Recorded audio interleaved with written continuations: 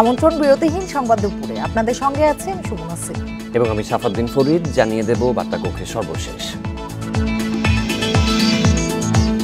দেশে আরো 3 দিন হিট অ্যালার্ট। চুয়াডাঙ্গায় অতি তীব্র তাপপ্রবাহ, দীর্ঘ বন্ধের পর খুলেছে স্কুল কলেজ।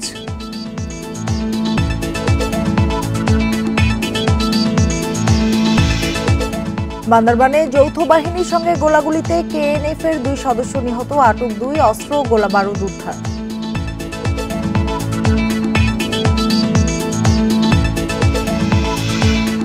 চট্টগ্রামে 48 ঘন্টার পরিবহন ধর্মঘটে চরম দুর্ভোগে যাত্রীরা। 3 পার্বত্য জেলা ও কক্সবাজারগামী বাসও বন্ধ।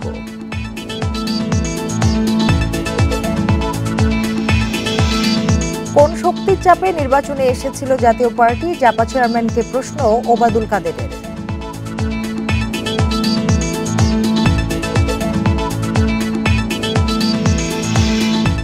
পুনর্বাসন কেন্দ্রের আড়ালে অঙ্গ প্রত্যঙ্গ বিক্রির অভিযোগ। 800 জনের দাফনের তথ্য নেই মিল্টনের কাছে।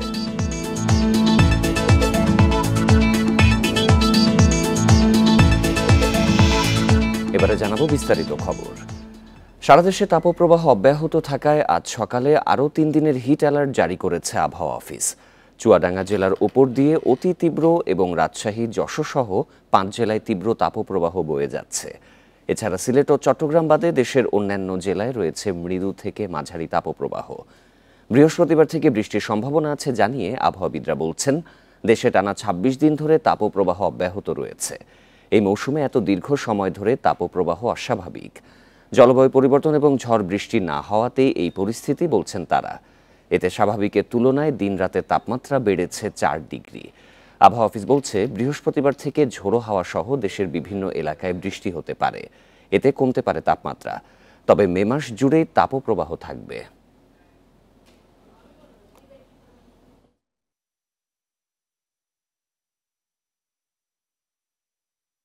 তাপপ্রবাহ সামনের দিকে অব্যাহত থাকবে।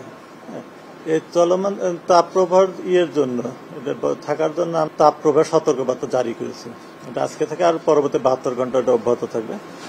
তবে 72 ঘন্টার পরে পরিস্থিতির কিছুটা উন্নতি হতে পারে, অর্থাৎ তাপমাত্রা কিছুটা কমতে পারে। সেক্ষেত্রে তাপপ্রবাহের তীব্রতা অনেকটা কমে আসবে, তবে তাপপ্রবাহ একেবারে চলে যাবে এরকম বলার সুযোগ নেই। আবহাওয়া পরিস্থিতি নিয়ে আরও জানাতে এবার ঢাকা ও চুয়াডাঙ্গা থেকে যোগ দেবেন সহকর্মীরা। শুরুতেই যাব ঢাকা বিশ্ববিদ্যালয় এলাকায়, সেখানে রয়েছেন সহকর্মী সুলতানা জাহান মিতু। মিতু, আবহাওয়া অফিসের বরাতে জানা গেছে যে আরও 3 দিনের হিট অ্যালার্ট জারি করা হয়েছে। এই মুহূর্তে তাপমাত্রা কত ডিগ্রি সেখানে রয়েছে এবং জনজীবনের প্রভাব কেমন দেখছেন? ঠিক এই মুহূর্তে রাজধানীর তাপমাত্রা 39 ডিগ্রি সেলসিয়াস, অর্থাৎ যেটিকে মাঝারি তাপপ্রবাহ বলা যায়। রাজধানীর উপর দিয়ে মাঝারি তাপপ্রবাহ বয়ে যাচ্ছে। আর জনজীবনে যে প্রভাব আপনাকে যদি আমি একটু দেখাই, প্রচন্ড রোদে আসলে রাস্তাঘাট, রাজপথ সব তপ্ত হয়ে আছে। খুব স্বাভাবিকভাবে, যেহেতু রাজধানীর বেশিরভাগ জায়গায় আসলে কংক্রিটে মোড়ানো, কংক্রিটের দালান কোঠা এবং এখানে গাছপালার সংখ্যা একেবারেই কম, তাই গরমে মানুষের দুর্ভোগটাও অনেক বেশি। বিশেষ করে খেটে খাওয়া শ্রমজীবী মানুষ যারা, তারা একেবারে সরাসরি এই গরমের প্রভাবে পড়ছেন। তাপপ্রবাহের প্রভাবে তারা একেবারে সরাসরি তাদের জীবন বিপর্যস্ত। আর এছাড়া ঢাকা বিশ্ববিদ্যালয় এলাকায় এসে যেটি দেখছি যে একেবারে জরুরি প্রয়োজন ছাড়া মানুষ বাইরে বের হচ্ছেন না। যারাই বের হচ্ছেন একেবারে খুব জরুরি কাজে বা পর্যাপ্ত সংখ্যক ব্যবস্থা নিয়ে ছাতা বা পানি সহ বের হচ্ছেন। এছাড়া আপনি জানেন যে আবহাওয়া অফিস জানিয়েছে যে আগামী 2 মের আগে বৃষ্টির কোনো সম্ভাবনা নেই, তবে 2 মের পরে বৃষ্টি হলেও তাপপ্রবাহ কিছুটা প্রশমিত হয়ে আসার কথা তারা বলছে। তবে তাপপ্রবাহ কিন্তু একেবারে যাবে না, পুরো মে মাস জুড়েই এই তাপপ্রবাহ অব্যাহত থাকবে। একটি বিষয় যে এবার যে দীর্ঘ সময় ধরে এই যে তাপপ্রবাহ চলছে, এটি অনেকটাই অস্বাভাবিক। কেননা এই এপ্রিল মাসে যে একটি স্বাভাবিক ঝড় বৃষ্টি হয়, সেটি এবার একেবারেই হয়নি, 1 বা 2 বার হয়েছে। তার কারণে এই দীর্ঘ সময় ধরে এই তাপপ্রবাহ, যেটি আসলে মানুষের জীবনযাত্রাকে একেবারে কঠিন করে তুলেছে, রাজধানী তো বটেই, সারা দেশে। আর রাজধানীতে যেহেতু গাছপালা বা সবুজের আচ্ছাদন একেবারেই কম প্রয়োজনের তুলনায়, তাই মানুষের অস্বস্তি অনেকটাই বেশি। মানুষ আসলে অসুস্থ হয়ে পড়ছে। হাসপাতালগুলোতেও দেখা যাচ্ছে যে গরমজনিত অসুস্থতার কারণে বিশেষ করে হিট স্ট্রোক যেটি শোনা যাচ্ছে, সে আক্রান্ত হয়ে মানুষ আসলে হাসপাতালে যাচ্ছে। সবকিছু মিলিয়ে বলা যায় যে এখন যেহেতু বাতাসে জলীয় বাষ্পের পরিমাণ কম, তাই এই গরমে অস্বস্তিটাও বেশি। প্রচুর ঘাম হচ্ছে, সেই ঘামের কারণে গরমের অস্বস্তি মানুষের মধ্যে বাড়ছে এবং পানি শূন্যতার কারণেও মানুষ আসলে অসুস্থ হয়ে যাচ্ছে। একটি বিষয় যে এই গরমের কারণে বলা যায় একটি জরুরি অবস্থায় চলছে দেশ জুড়ে, কেননা যেহেতু আরো 3 দিনের হিট অ্যালার্ট। আমরা দেখেছি বিভিন্ন স্বেচ্ছাসেবী সংগঠন বা মানুষকে আসলে অসহায় মানুষের পাশে দাঁড়াতে বা শ্রমজীবী মানুষের পাশে দাঁড়াতে তারা পানি থেকে শুরু করে স্যালাইন এই ধরনের সামগ্রী তারা আসলে দুস্থদের মাঝে বিতরণ করছেন, তেমন আমরা দেখেছি। সবকিছু মিলিয়ে যে আবহাওয়ার যে চরম ভাবাপন্ন অবস্থা, সেটি থেকে আসলে কিভাবে পরিত্রাণ পাওয়া যায় সেটি আসলে একটি দুশ্চিন্তার কারণ হয়ে দাঁড়িয়েছে। এখন পর্যন্ত এই ছিল সবশেষ রাজধানী। মিতু আমাদের সাথেই থাকবেন। এবারে চুয়াডাঙ্গার পরিস্থিতি জানাতে যোগ দিচ্ছেন সহকর্মী মানিক আকবর। মানিক, বেশ কিছুদিন ধরেই চুয়াডাঙ্গায় তীব্র তাপপ্রবাহ চলছে, জনজীবনের প্রভাব কেমন দেখা যাচ্ছে? আর পানিবাহিত রোগে এই সময় তো আক্রান্তের সংখ্যা বাড়ে, হাসপাতাল পরিস্থিতি কেমন? ধারাবাহিক তাপপ্রবাহ অব্যাহত রয়েছে চুয়াডাঙ্গায়। আজকে 40.4 ডিগ্রি সেলসিয়াস তাপমাত্রা রেকর্ড করা হয়েছে বেলা 12টায়, আর সকাল 9টায় ছিল 34.0 ডিগ্রি সেলসিয়াস।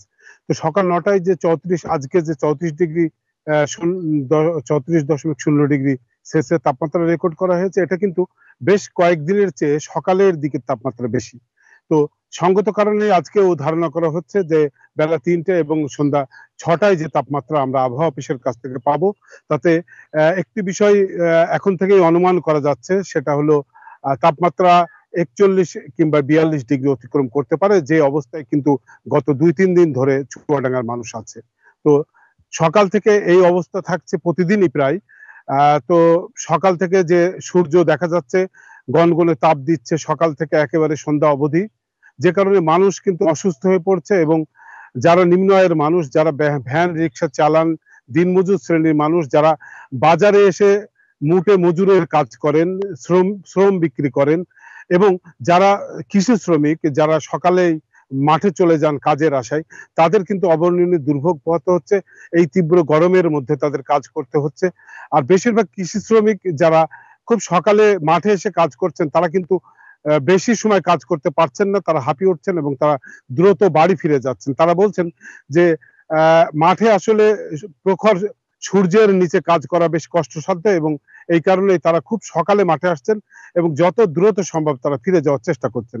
তো একইভাবে যারা রিক্সা ভ্যান চালান, তারাও বেশি সময় কাজ করতে পারছেন না, কিছু সময় কাজ করার পর তারা হাঁপিয়ে উঠছেন এবং তারা কখনো কখনো বিশ্রাম নিচ্ছেন। মানুষ অসুস্থ হয়েও হাসপাতালে যাচ্ছেন।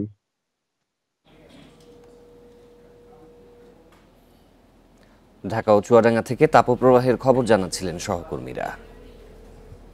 1 মাসের বেশি সময় বন্ধ থাকার পর আজ খুলেছে দেশের সব শিক্ষা প্রতিষ্ঠান। সারা দেশে তাপপ্রবাহ চলায় বেশ কিছু নির্দেশনা দেওয়া হয়েছে।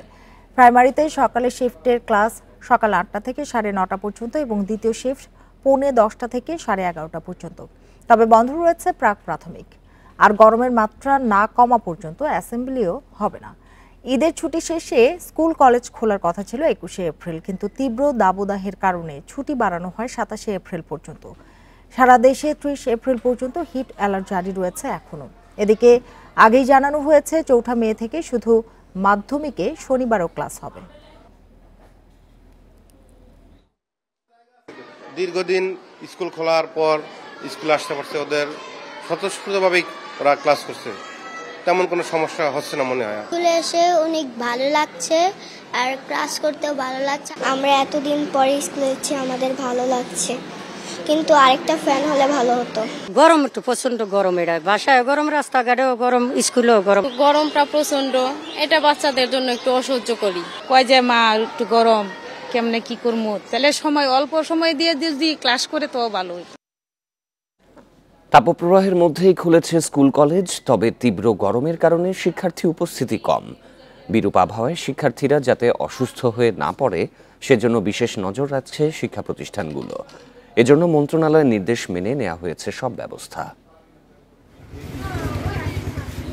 তাপপ্রবাহের কারণে এক সপ্তাহ অতিরিক্ত ছুটি পেয়েছে শিক্ষার্থীরা। তীব্র গরমের মধ্যে রোববার খুলেছে স্কুল কলেজ। 12 এপ্রিল থেকে টানা তাপপ্রবাহের কবলে চুয়াডাঙ্গা। প্রায় দিনই সর্বোচ্চ তাপমাত্রা রেকর্ড হচ্ছে এই জেলায়। তাই শিক্ষা প্রতিষ্ঠান খোলার প্রথম দিনেই উপস্থিতি দেখা গেছে 30 থেকে 40%। তীব্র গরমের কারণে শিক্ষার্থী উপস্থিতি কম দেখা গেছে যশোরের স্কুল কলেজেও। স্কুলে এসে খুব গরম লাগতেছে, ক্লাসে বসার পরে বিদ্যুৎ চলে যাচ্ছে। গরমে আসতে খুব কষ্ট হচ্ছে, এই যে তীব্র তাপমাত্রার কারণে স্কুলে আসার পর অতিরিক্ত গরম লাগছে। এক সপ্তাহ ধরে রাজশাহীর তাপমাত্রার পারদ থাকছে 40 ডিগ্রির উপরে। এই পরিস্থিতির মধ্যেই ক্লাসে ফিরেছে শিক্ষার্থীরা। এইভাবে কষ্ট করে পড়াশোনা করার চাইতে বাসায় বসে করোনা যেভাবে করে পড়াশোনা করতে সেভাবে অনলাইনে ক্লাস করাই ভালো। তাপদাহের মধ্যে মন্ত্রণালয়ের নির্দেশনা মেনে ক্লাস নিচ্ছে শিক্ষা প্রতিষ্ঠানগুলো। বাচ্চাদের এটা একটু সয়ে নিতে সময় লাগবে কিছুদিন, কারণ প্রচণ্ড গরমের মধ্যে বাচ্চারা কতটুকু নিতে পারবে। তারপরে কারেন্ট নিয়েও আমরা ভয় পাচ্ছি, যে কোনো সময় যদি ইলেকট্রিসিটি চলে যায় সেটাও বাচ্চাদের জন্য প্রচণ্ড একটা কষ্টের কারণ হয়ে যাবে। মৃদু থেকে অতি তীব্র তাপপ্রবাহের কবলে পড়েছে পাবনা। তবে বৈরী আবহাওয়ার মধ্যেও লেখাপড়ার ক্ষতি চায় না শিক্ষার্থীরা। এই গরমের মধ্যেও আমাদের কষ্ট করে স্কুল চালিয়ে যেতে হবে, কারণ আমাদের পড়াশোনার অনেক ক্ষতি হবে।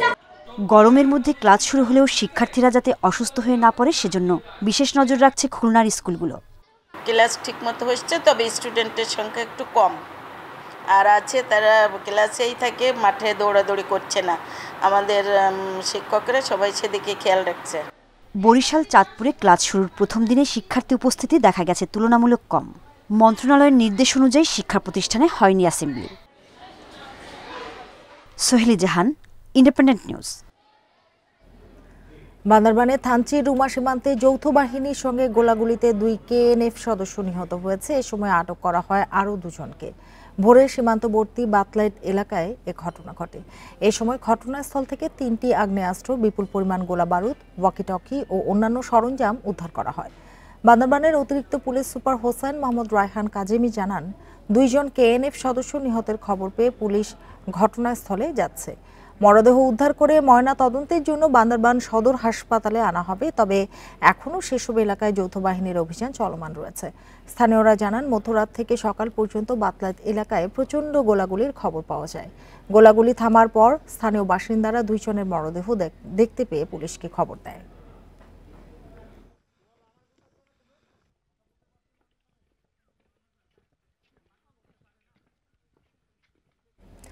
আরও জানাতে বান্দরবান থেকে যোগ দিয়েছেন সহকর্মী মংখিং মার্মা। মংখিং মার্মা, নিহতদের পরিচয় এখন পর্যন্ত জানা গেছে কিনা? তারা KNF এর কোন পর্যায়ের নেতাকর্মী? এলাকার পরিস্থিতি এখন কি? পুলিশ কি ঘটনাস্থলে পৌঁছেছে?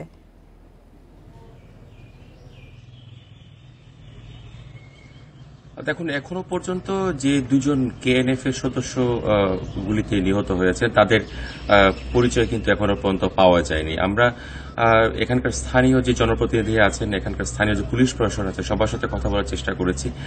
তাদেরকে আসলে এখনো পর্যন্ত চিহ্নিত করতে পারেনি। আরেকটা কিছু জানিয়ে রাখতে চাই যে গত এপ্রিলের 3 তারিখ থেকে যে ব্যাংক ডাকাতি এবং অস্ত্র লুট এর পাশাপাশি ম্যানেজারকে অপহরণের ঘটনার পর থেকে কিন্তু যৌথ বাহিনী 4 তারিখ থেকে অভিযানগুলো পরিচালনা করে থাকে। এখানে সেনাবাহিনী, র্যাব, বিজিবি, তার পাশাপাশি এখানকার আর্ম ফোর্স ব্যাটালিয়ন, পুলিশ সহকারে কিন্তু পাহাড়ের দুর্গম যে এলাকা রয়েছে সেই এলাকাগুলোতে এখনো পর্যন্ত তাদের যে যৌথ অভিযান সেটি পরিচালনা করছে।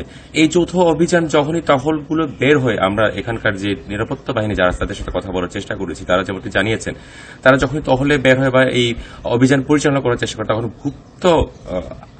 তারা যে গুপ্ত আকারে যে তাদের উপর যে হামলাগুলো চালায় এবং এতে কিন্তু একজন সেনাবাহিনীর সদস্য কিন্তু নিহত হয়েছেন। এবং গত সপ্তাহে আমরা দেখেছি এখানে KNF এর একজন সদস্য কিন্তু গুলিবিদ্ধ হয়েছে এবং তার কাছ থেকে বিপুল পরিমাণ অস্ত্র উদ্ধার করা হয়েছে। তো এখন যে রুমা, থানচি এবং রোয়াংছড়ি এলাকায়, বেশিরভাগ রুমাতে পাইন্দু ইউনিয়ন, থানচিতে রেমাক্রি ইউনিয়নের যে দুর্গম যে এলাকা রয়েছে, বাকলা এলাকা থেকে শুরু করে রেমাক্রি প্রাংসা পর্যন্ত, যে সেখানে বিপুল পরিমাণ এখনো পর্যন্ত যৌথ বাহিনী রয়েছে এবং সেখানে তারা কিন্তু অভিযান পরিচালনা করছে। আমরা বিভিন্ন সূত্রে, গোয়েন্দা সূত্রে এবং নিরাপত্তা বাহিনীর সূত্রে জানতে পেরেছি যে এখানে যতদিন না পর্যন্ত এই সকল সন্ত্রাসী অবস্থান করবে এবং তাদের এই কার্যকলাপ পরিচালনা করবে ততদিন পর্যন্ত এই যৌথ বাহিনী অভিযান চলমান থাকবে বলে আমরা জানতে পেরেছি। তো সর্বোপরি আজকে যে ভোর 3টার দিকে সেনাবাহিনীর সাথে এবং এর পাশাপাশি যৌথ বাহিনীর সাথে যে কেএনএফ এর সদস্যের যে প্রচন্ড গোলাগুলো হয়েছে বলে জানতে পেরেছি আমার বাঁকড়ায়, সেখানকার স্থানীয় বাসিন্দারা যেটি বলছেন, থেমে থেমে প্রায় 6 ঘন্টার কাছাকাছি কিন্তু এখানে গোলাগুলি হয়েছে এবং গোলাগুলির পরে যখনই স্থানীয় বাসিন্দারা বের হন তাহলে এই লাশগুলো কিন্তু তারা দেখতে পান এবং এরপরে পুলিশকে খবর দেওয়া হয়। পুলিশ এখনো পর্যন্ত ঘটনাস্থলে পৌঁছেছে কিনা সেটি কিন্তু পুলিশের পক্ষ থেকে নিশ্চিত বলতে হবে, তবে তারা ঘটনা শোনার পরপরই কিন্তু ঘটনাস্থলে চলে গিয়েছেন এবং সেখানে লাশ সেখান থেকে সুরাতাহল শেষে বান্দরবান সদর হাসপাতালে মর্গে আনা হবে এবং যাদেরকে আটক করা হয়েছে, যে গোলাবারুদগুলো সেখানে উদ্ধার করা হয়েছে, সেগুলো কিন্তু পুলিশের কাছে সুপর্দ করা হবে বলে আমরা জানতে পেরেছি। তবে নিহত পরিচয় এখনো পর্যন্ত নিশ্চিত করতে পারেনি এখানকার আইন শৃঙ্খলা বাহিনী। এই হচ্ছে আমার কাছে বান্দরবানের রুমা, থানচি এবং রংছড়ি যে যৌথ বাহিনীর অভিযানের সর্বশেষ তথ্য। বান্দরবান থেকে কথা হচ্ছিল সহকর্মী মংখিং মারমার সাথে। চট্টগ্রামে 48 ঘন্টা পরিবহন ধর্মঘটে সড়কে বাস কম থাকায় ভোগান্তিতে যাত্রীরা। গণপরিবহন মালিক শ্রমিক ঐক্য পরিষদের ডাকে ভোর থেকে শুরু হয় এই কর্মসূচি। এতে চট্টগ্রামের বিভিন্ন উপজেলা, 3 পার্বত্য জেলা ও কক্সবাজারগামী বাস চলাচল বন্ধ রয়েছে। হয়রানি বন্ধের দাবিতে এই কর্মসূচি বলে দাবি পরিবহন নেতাদের। ময়মনসিংহ থেকে চট্টগ্রামে এসেছেন মোহাম্মদ আফতাব, গন্তব্য বান্দরবান। ভোরে একেখান মোড়ে বাস না পেয়ে প্রথমে বহদ্দারহাট ও পরে শাহ আমানত ব্রিজ এলাকায় যান, কিন্তু বাস না পাওয়ায় পড়েছেন বিপাকে। এখন কি করবো আসলে বুঝতে পারতেছি না, এখন দেখি কি করা যায়। যদি ভাঙে ভাঙে হইলেও মানে টাকা কোনো ঠেক নাই, এখন হচ্ছে মানে নিরাপদে পৌঁছানো আর কি বিষয়। রোববার সকাল থেকে এমন অনেকেই বিভিন্ন গন্তব্যের উদ্দেশ্যে বের হয়ে পড়েছেন ভোগান্তিতে। একদিকে সপ্তাহের প্রথম কার্যদিবস, অন্যদিকে দীর্ঘ ছুটির পর খুলেছে শিক্ষা প্রতিষ্ঠান। চট্টগ্রাম নগরী ছাড়াও বিভিন্ন উপজেলা, 3 পার্বত্য জেলা ও কক্সবাজারের বাস চলাচলও বন্ধ রয়েছে। গণপরিবহন সংকটে দুর্ভোগে যাত্রীরা। ধর্মঘট যেটা জানতাম না, এখন রাস্তায় বের হয়ে দেখি যে বাস কম, গাড়ি ঘোড়া কম, এখন আমরা অফিসে যাইতে প্রবলেম পড়ে গেছি। নাম্বার গাড়ি অ্যাভেলেবেল আসতো, এখন আসে না, যে কোনো গাড়ি আসে না, খুব কম আসতেছে। বাঁশখালী কলেজে যাব আমি, বদ্দারহাট থেকে পর্যন্ত আসলাম, প্রায় 1 ঘন্টা চলে গেল। চুয়েট শিক্ষার্থীদের আন্দোলনের জেরে বাস পোড়ানোর প্রতিবাদ সহ 3 দফা দাবিতে 48 ঘন্টার বাস ধর্মঘটের ডাক দেয় বৃহত্তর চট্টগ্রাম গণপরিবহন মালিক শ্রমিক ঐক্য পরিষদ। তাদের অভিযোগ, আন্দোলনের নামে হয়রানিমূলক গ্রেপ্তারের শিকার পরিবহন সংশ্লিষ্টরা। চুয়েটে যে ঘটনাটা করছে, ওইখানে একটা আবশ্যক কথাবার্তা হওয়ার পর আমাদের গাড়িগুলো ঘুরাই দিচ্ছে, আমরা এগুলো ক্ষতিপূরণ চাচ্ছি। পাশাপাশি যারা গাড়ি চলতে দিচ্ছে না, খাপ্তাই সড়কে নৈরাজ্য সৃষ্টি করছে, তাদের বিরুদ্ধে আইনি ব্যবস্থা গ্রহণ করার জন্য দাবি জানাচ্ছি। গত 22 এপ্রিল কাপ্তাই সড়কে মোটরসাইকেল ও বাসের সংঘর্ষে চুয়েটের 2 ছাত্র নিহত হয়। এর প্রতিবাদে আন্দোলনের নামে সহপাঠীরা। এই ঘটনায় অভিযুক্ত বাস চালককে গ্রেপ্তার করে পুলিশ। তবে বিভিন্ন দাবিতে শিক্ষার্থীদের অবরোধে বন্ধ হয়ে যায় কাপ্তাই সড়কে যান চলাচল। আলোচনার মাঝেই পুড়িয়ে দেয়া হয় 3টি বাস। অনুপম শীল, ইন্ডিপেন্ডেন্ট নিউজ, চট্টগ্রাম। কোন শক্তির চাপে জাতীয় পার্টি নির্বাচনে গিয়েছিল তা জানতে চেয়েছেন আওয়ামী লীগের সাধারণ সম্পাদক ওবায়দুল কাদের। এছাড়া বাংলাদেশের উন্নয়নের প্রশংসা করে পাকিস্তানের প্রধানমন্ত্রীর বক্তব্যে বিএনপি নেতাদের লজ্জা পাওয়া উচিত বলেও মন্তব্য করেন তিনি। সকালে রাজধানীর বনানী কবরস্থানে বঙ্গবন্ধুর পুত্র শেখ জামালের প্রতি শ্রদ্ধা নিবেদন শেষে এসব কথা বলেন তিনি। বঙ্গবন্ধুর পুত্র লেফটেন্যান্ট শেখ জামালের ৭১তম জন্মদিনে বনানী কবরস্থানে আওয়ামী লীগের পক্ষ থেকে শ্রদ্ধা নিবেদন করেন দলের সাধারণ সম্পাদক ওবায়দুল কাদের ও নেতাকর্মীরা। ফুলেল শ্রদ্ধা জানানোর পর দোয়ায় অংশ নেন তারা।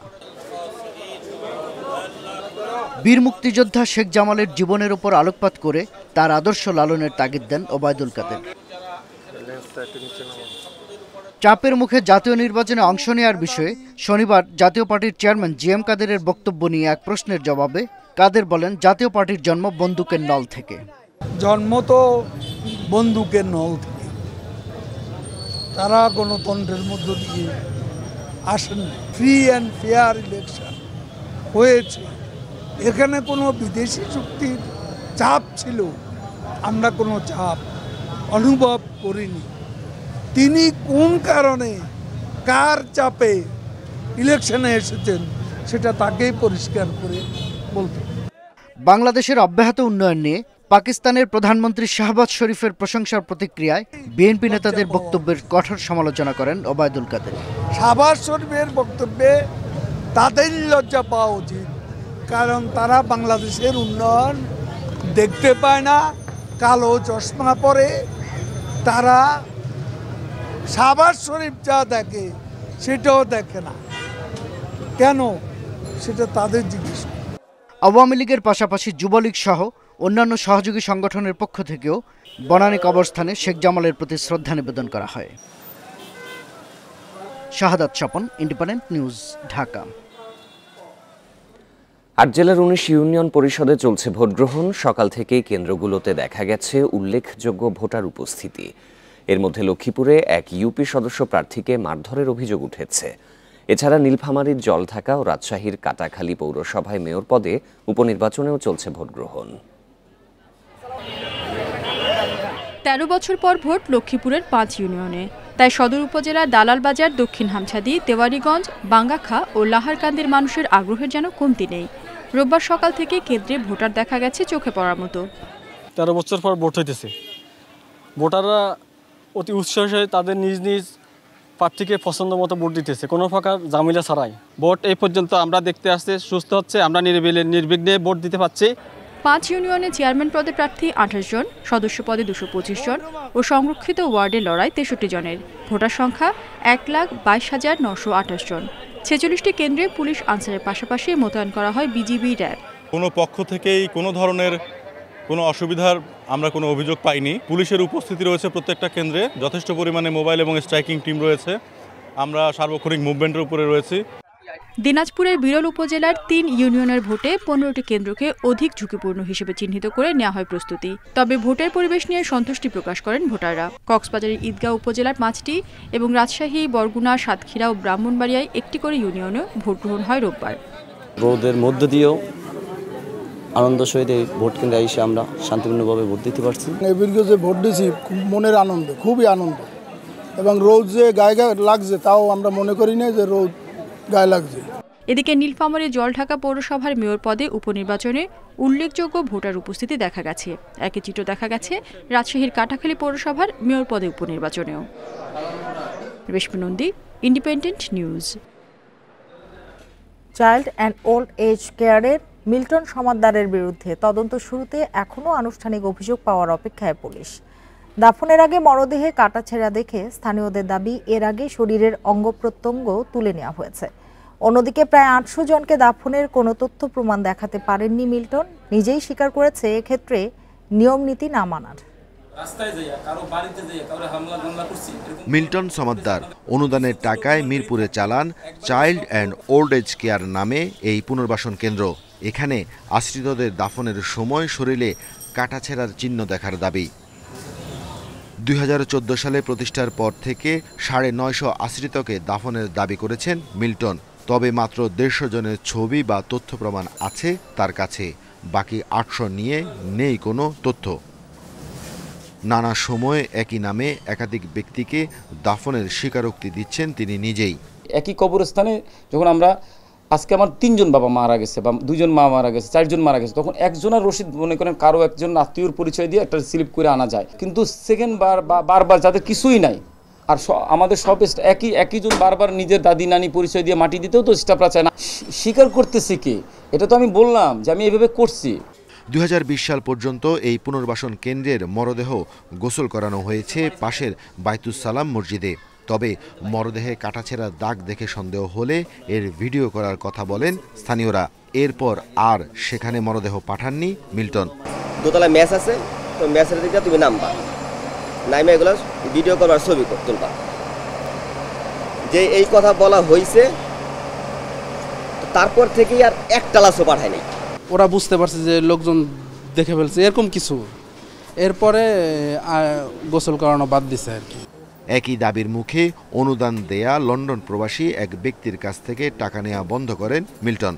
বেশ কিছুদিন যাওয়ার পরে একদিন পরে লাশ আসতো, তারপর বললো যে কাকা এখন তো আমার একটু সলভেন্সি হয়েছে, মানে আমার এখন টাকা পয়সা হয়েছে, আপনি আর দেওয়া লাগবে না, আমি দিতে পারবো। এত সবের পরও সক্রিয় নয় পুলিশ। তদন্ত শুরু করতে তারা রয়েছেন আনুষ্ঠানিক অভিযোগ আসার অপেক্ষায়। ভারপ্রাপ্ত কর্মকর্তাকে বলেছি যে আপনি একটু খোঁজখবর নিয়ে দেখেন, যাচাই বাছাই করে দেখেন যে এর ভিতরে কোনো ফৌজদারি কোনো বিষয় আছে কিনা। যদি ফৌজদারি কোনো বিষয় থাকে আমরা সেটা আইনের আওতায় আনবো। এদিকে নানা সময়ে এলাকায় সংঘাত সৃষ্টি ও নিজস্ব পেটোয়া বাহিনী গড়ে তোলার অভিযোগও রয়েছে এই মিল্টন সমাদ্দারের বিরুদ্ধে। Arafatur Rahman, independent news, Dhaka. Record পরিমাণ মুনাফার নিশ্চয়তায় শুরু হলো বেক্সিমকোর প্রথম জিরো কুপন বন্ডের বিক্রি। 15% মুনাফায় এই বন্ড বিক্রির প্রথম ধাপ শেষ হবে 15ই মে। এতে 1 লাখ টাকা বিনিয়োগে প্রতি মাসে মিলবে 1250 টাকা। গত 3রা April securities exchange commission BSEC বেক্সিমকোর প্রথম জিরো কুপন বন্ডের অনুমোদন করে। এই বন্ডের মাধ্যমে কোম্পানিটি 1500 কোটি তুলবে, যার মধ্য থেকে 1000 কোটি টাকা শ্রীপুর টাউনশিপ লিমিটেডের মায়ানগর প্রকল্প উন্নয়নে ব্যয় করা হবে। বাকি 500 কোটি টাকা ব্যয় করা হবে বেক্সিমকো লিমিটেডের ব্যাংক ঋণ পরিশোধে। এই বন্ডের সমন্বয়ক হচ্ছে IFIC ইনভেস্টমেন্ট লিমিটেড এবং নিশ্চয়তা দানকারী প্রতিষ্ঠান সন্ধানী লাইফ ইন্স্যুরেন্স। এই বন্ড অপরিবর্তনযোগ্য ও পুনরুদ্ধারযোগ্য।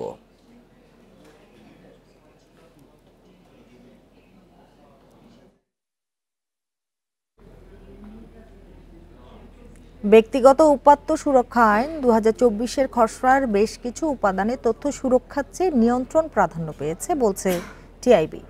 এর ফলে মানবাধিকার ও সাংবিধানিক অধিকার ক্ষুণ্ণের শঙ্কা তৈরি হয়েছে জানিয়েছেন সংস্থার নির্বাহী পরিচালক ডক্টর ইফতেখারুজ্জামান। সকালে রাজধানীর ধানমন্ডিতে এক সংবাদ সম্মেলনে এসব কথা জানান ডক্টর ইফতেখারুজ্জামান। টিআইবির পর্যালোচনায় বলা হয়েছে, আইনের খসড়ার আগের চেয়ে জনসম্পৃক্ততার সুযোগ বেশি রাখা হয়েছে, তবে অনেক ক্ষেত্রে তথ্যের নিয়ন্ত্রণ প্রাধান্য পেয়েছে। এছাড়া আইনের মৌলিক জায়গাগুলো আরও বেশি জটিল হয়েছে। ব্যক্তি স্বার্থ রক্ষার চেয়ে ব্যবসা বাণিজ্যের প্রসার গুরুত্ব পেয়েছে। ব্যক্তিগত উপাত্ত সুরক্ষা আইনের অধীনে কমিশন গঠনের দাবি জানিয়েছে টিআইবি। এছাড়া ব্যক্তিগত তথ্যের সংজ্ঞায়ন এবং মত প্রকাশের স্বাধীনতা ও ব্যক্তিগত তথ্যের সুরক্ষায় গুরুত্ব দিয়েছে সংস্থাটি। জনস্বার্থ ও সরকারি স্বার্থকে আলাদা করে তথ্যের প্রাপ্যতার জন্য আইনি কাঠামো দাবি জানিয়েছে টিআইবি। আমরা উভয়ই মনে করছি যে এটি এমন একটি আইন হয়েছে যেটাতে অংশীজনকে মোটামুটিভাবে প্রশংসনীয় ভাবে অন্তর্ভুক্ত করা হয়েছে, যদিও সেখানে অনেক সময় রিলাক্টেন্স ছিল। আমরা যেগুলো সব কথা বলেছি সবই মানা হয়েছে সেটা বলতে পারবো না। ব্রাজিল থেকে গরুর মাংস আসলে খুচরায় দাম পড়বে 550 টাকা কেজি। এতে মাংসের বাজার সহনীয় হবে বলে দাবি আমদানিকারকদের। তবে খামারিরা বলছেন, মাংস নয়, গরুর উন্নত জাত আনলেই বাজার নিয়ন্ত্রণ করা সম্ভব। একই সাথে সুরক্ষা পাবে দেশীয় উদ্যোক্তারা। মাংসের দাম কমাতে গোখাদ্যের বাজার নিয়ন্ত্রণের পরামর্শ দিয়েছেন বিশেষজ্ঞরা। 1 কেজি গরুর মাংসের দাম 800 টাকায় উঠেছে। এই অবস্থায় ব্রাজিল থেকে মাংস আমদানি করতে চায় ঢাকা। ব্রাজিলের পররাষ্ট্রমন্ত্রী জানিয়ে গেছেন, তাদের গরুর মাংসের দাম পড়বে 495 টাকা কেজি। আমদানিকারকরা বলছেন, 2022 সাল থেকে মাংস আমদানি বন্ধ রয়েছে। চোরাই পথে ভারত থেকে অল্প পরিমাণ হিমায়িত মহিষের মাংস আসছে। সেই মাংস ঢাকায় বিক্রি হয় 500 টাকা কেজিতে। কেনেন রেস্তোরাঁ ব্যবসায়ীরা। আমরা তো অনেক দিন ধরে অপেক্ষা করছি, যেহেতু ভোক্তারাও মাংস পাচ্ছে না। আমরা অপেক্ষা করছি আমদানি হলে। যে আমদানিকারকরা আগে ছিল, যাদের ব্যবসা ছিল, যারা ইনভেস্ট করেছিল ইনফ্রাস্ট্রাকচারে, কোল্ড স্টোরে, গাড়িতে, তারাও বেঁচে যায়, অনেকগুলো পরিবার ভালো চলতে পারে, সেই সাথে ভোক্তারাও কিন্তু মাংস খেতে পারবে। বিশেষজ্ঞরা বলছেন, আমদানি করা মাংসের দাম কম হলেও হিমায়িত খাদ্যে অভ্যস্ত নয় এদেশের মানুষ। মান নিয়েও শঙ্কা থেকে যায়। কম দামে পাইতে গেলে লো গ্রেডের মাংস আসতে হবে, সেটা শুধুমাত্র হোটেল বা রেস্টুরেন্টগুলো ছাড়া চলার কোনো সুযোগ নেই। মানুষের আমার মনে হয় এখান থেকে আসলে যথার্থই তারা যেটা বলছে, যে সেটা হচ্ছে যে মানে মানুষের বিফ খাওয়ার প্রতি যে রুচি বা ইয়েটা, সেটা অনেকটা নষ্ট হবে বলে আমি মনে করি। কিন্তু খামারিরা বলছেন, মাংসের দাম কমাতে গিয়ে দেশের উদ্যোক্তাদের বিপদে ফেলার পরিকল্পনা হচ্ছে। তাই মাংস আমদানি না করে গরুর উন্নত জাত নিয়ে আসার তাগিদ তাদের। আমাদেরকে ব্রাজিল থেকে সিমেন্ট কিংবা এমব্রায়ো আমদানি করতে হবে। সিমেন্ট কিংবা এমব্রায়ো আমদানি করে ব্রাজিল যেই জাতের গরু লালন পালন করে মাংস উৎপাদন করতেছে, আমরা সেই জাতের গরু আমাদের দেশে লালন পালন করে আমরা মাংস উৎপাদন করে আমরাও দেখাই দিতে চাই, ব্রাজিল থেকে কম দামে আমরা আমাদের দেশে উৎপাদন করে আমরা আমাদের দেশের জনগণকে মাংস খাওয়াতে সক্ষম হব ইনশাআল্লাহ। 10 বছরে গরুর সংখ্যা বেড়েছে 10 লাখ, আর মাংসের দাম বেড়েছে 150% বেশি। Shahid Ahmed, independent news, Dhaka. নিরাপত্তার ত্রুটি বুঝতে পেরেই বোয়িং কোম্পানি ড্রিমলাইনার উড়োজাহাজের উৎপাদন কমিয়েছে বলে ধারণা এভিয়েশন বিশেষজ্ঞদের। এই ত্রুটি প্রমাণিত হলে বিশ্বজুড়ে 1100-র বেশি ড্রিমলাইনার না ওড়ানোর সিদ্ধান্ত হতে পারে বলেও আশঙ্কা তাদের। এতে বড় ধাক্কা খাবে বাংলাদেশ বিমানের ব্যবসা। সম্প্রতি যুক্তরাষ্ট্রের বোয়িং কোম্পানির সাবেক এক প্রকৌশলী ড্রিমলাইনার সিরিজের কাঠামোগত ত্রুটি নিয়ে তথ্য প্রকাশ করেন। পরে এই সিরিজের উৎপাদন কমানোর সিদ্ধান্ত নেয় কোম্পানিটি। এভিয়েশন বিশেষজ্ঞদের মধ্যে এখন এই বিষয়টি আলোচিত হচ্ছে বেশি। বিশেষজ্ঞরা ধারণা করছেন নিজেদের উড়োজাহাজে ত্রুটির বিষয়টি বুঝতে পেরেই এমন সিদ্ধান্ত নিয়েছে বোয়িং। কোথায় কোথায় হয়তোবা ওনার চোখে পড়ছে যে কোয়ালিটি কম্প্রোমাইজ হচ্ছে বা হতে পারে, তারা এটাকে স্লো ডাউন করার যে চিন্তাটা করছে বোয়িং, হয়তোবা তারই প্রেক্ষাপটে হতে পারে। এটা স্যাম যেটা বলেছিলেন যে দ্রুত উৎপাদন করতে গিয়ে মানে ছাড় দেওয়া হয়েছে, তার মানে এটাকে তারা স্বীকার করে নিলেন যে কারণে উৎপাদনটা কমে আনলেন। হ্যাঁ, প্রকারান্তরে তো সেটাই বোঝা যায় আর কি। হ্যাঁ, কেননা এই এয়ারক্রাফটটা যখন ডেলিভারি শুরু হলো তখন অনেক মানে আনএক্সপেক্টেড নাম্বার অফ এয়ারক্রাফটের অর্ডার সারা বিশ্ব থেকে তারা প্রকিউর করেছিল। বহরে থাকা 6টি ড্রিমলাইনার দিয়ে যুক্তরাষ্ট্র, কানাডা সহ কয়েকটি লম্বা রুট পরিচালনা করে বাংলাদেশ বিমান। এগুলো সহ বিশ্বজুড়ে চলছে এই সিরিজের 1100-এর বেশি উড়োজাহাজ। ত্রুটির কারণে এসব বসিয়ে দিতে হলে আকাশপথের ব্যবসায় বড় ধাক্কার আশঙ্কা এভিয়েশন সংশ্লিষ্টদের। এতগুলো এয়ারক্রাফট যদি গ্রাউন্ডেড করা হয়, সেই ক্ষেত্রে বিশ্ব এয়ার চলাচলের ক্ষেত্রে একটা বড় ধরনের বিপর্যয় দেখা দেবে এবং অন্যদিকে এয়ারলাইনগুলো কিন্তু একটা বড় সমস্যায় পড়তে হবে।